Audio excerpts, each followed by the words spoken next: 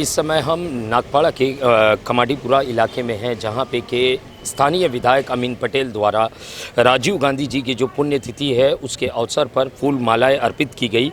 मेरे साथ में अमीन पटेल जी है। अमीन पटेल जी, जो सपना गांधी जी ने देखा था देश को आज़ाद कराते समय, जो लोकतंत्र का, स्वतंत्र भारत का, आपको क्या लगता है इस वक्त क्या भारत और भारत के लोग स्वतंत्र महसूस कर रहे हैं अपने आप को?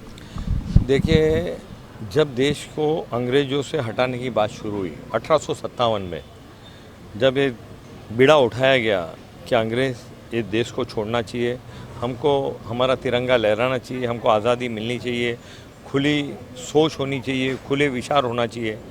महात्मा गांधी जी के नेतृत्व में पंडित मोतीलाल नेहरू, पंडित जवाहरलाल नेहरू, सरदार पटेल, मौलाना आज़ाद, सरोजिनी नायडू, तमाम जो लोग उस वक्त के जो थे, उन्होंने इस देश की आज़ादी की एक बड़ी जंग लड़ी और इस देश को आज़ाद किया। आज़ादी, कोई भी चीज़ मिल जाती है तो वो एक पड़ाव पूरा होता है। इस देश में एक सुई तक नहीं बनती थी।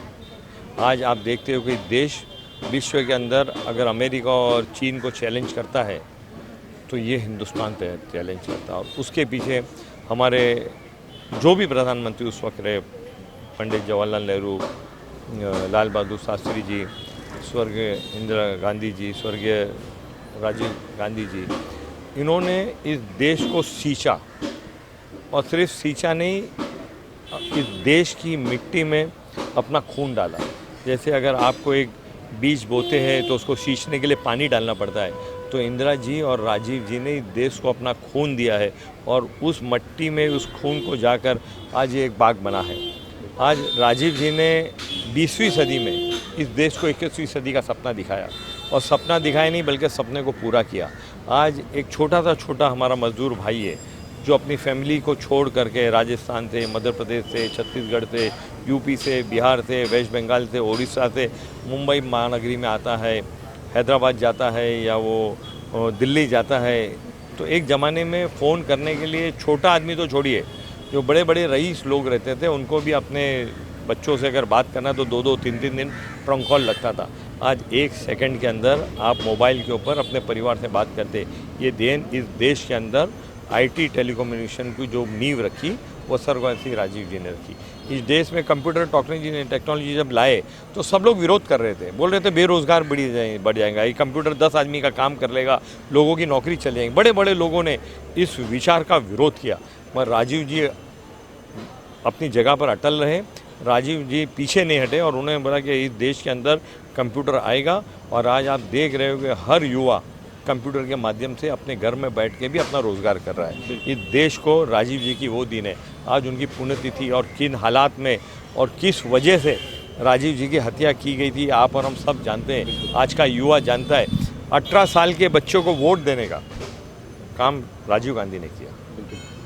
इस देश में महिलाओं को आरक्षण देने का काम राजीव जी ने किया। पंचायत राज्य राजीव जी ने लाया।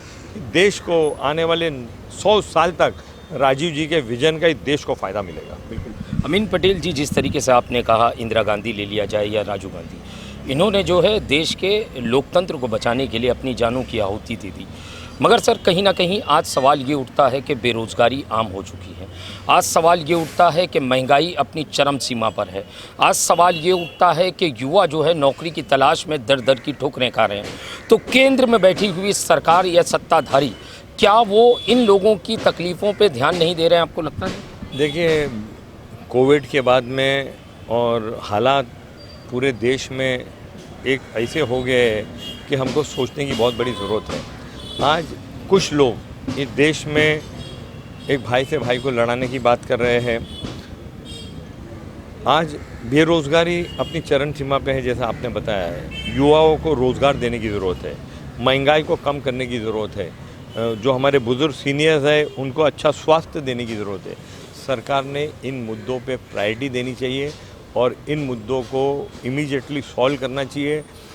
हमारे देश की नींव बड़ी मजबूत है, मगर हम आजू बाजू अड़ोस पड़ोस के देश में देख रहे हैं, श्रीलंका में देख रहे हैं कि क्या हो रहा है।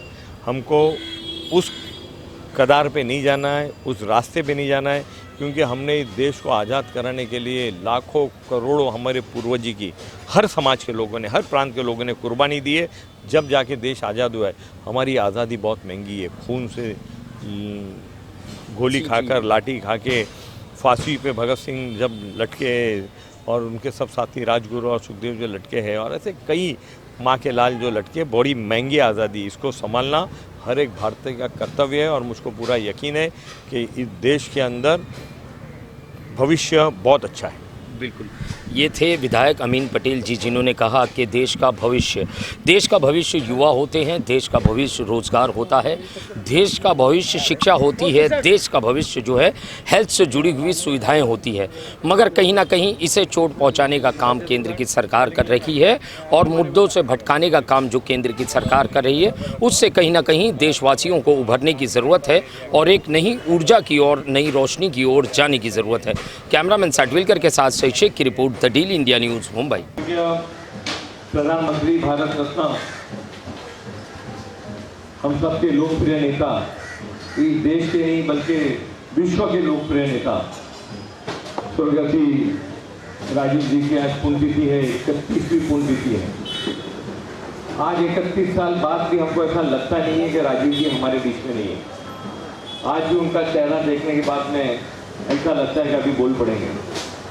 राजीव जी ने इस देश को, आज जो हमारा देश इसने तरक्की किया है, उसमें बेशक राजीव जी के पहले के जितने प्रधानमंत्री रहे, पंडित जवाहरलाल नेहरू, लाल बहादुर शास्त्री, इंदिरा जी, इन सब का बड़ा योगदान रहा है। मगर राजीव जी ने 20वीं सदी में देश को 21वीं सदी की ताकत दी।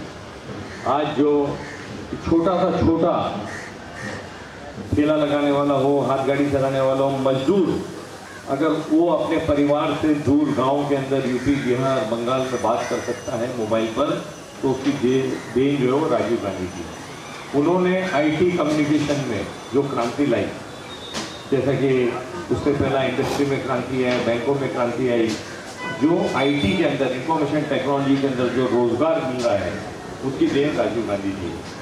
आज इस मौके पर मैं अपने ओर से, अपने परिवार की ओर से, कांग्रेस पार्टी की ओर से, यहाँ पर जो लोग हमारे मौजूद हैं, हमारे अखिलेश पांडे जी, नसरतुम्मा जी, डॉक्टर विशाल लिल्ले जी, चौरसिया जी, हमारे एनएसए के अध्यक्ष जूनियर पांडे जी, हमारी सभी बहनें, हमारे राजा मोरे साहब, नजीब भाई, सभी लोग, अनिल भाई, बाबू, तमाम जो लोग यहाँ पर मौजूद हैं, वो सब राजीव जी के ऋणी हैं। तो आज हम उनको श्रद्धांजलि देते हैं और राजीव जी का जो सपना है उसको पूरा करने के लिए हम सब कटिबद्ध हैं। जय हिंद, जय महाराष्ट्र।